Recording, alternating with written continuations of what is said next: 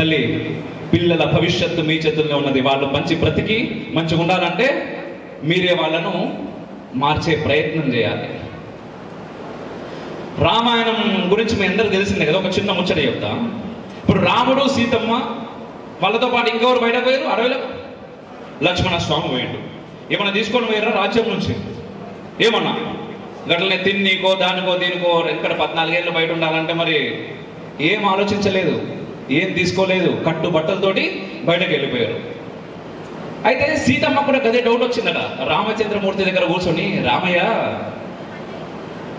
బయట పోదామనగానే పోదామన్నా వచ్చినావు, మీ నాయన చెప్పిండు, నువ్వు వచ్చినావు మంచిగా ఉన్నది, ఏం తీసుకురాలి?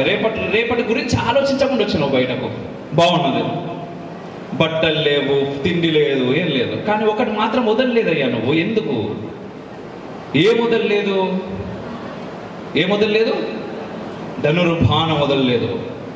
ధనుర్బాణం వదలలేదు, దాన్ని తీసుకొని వచ్చిండు. ఎందుకయ్యా అది అంటే, క్షాత్ర ధర్మం వదిలేస్తే మనమున్నా లేనట్టే. మనలో సెల్ఫ్ రెస్పెక్ట్ అంటూ ఉంటాం కదా, అది ఖచ్చితంగా ఎక్కడికి పోయినా ఎక్కడున్నా ఉండాలి. మీ పిల్లలకు అది నేర్పే ప్రయత్నం చేయాలి తల్లి. చివరగా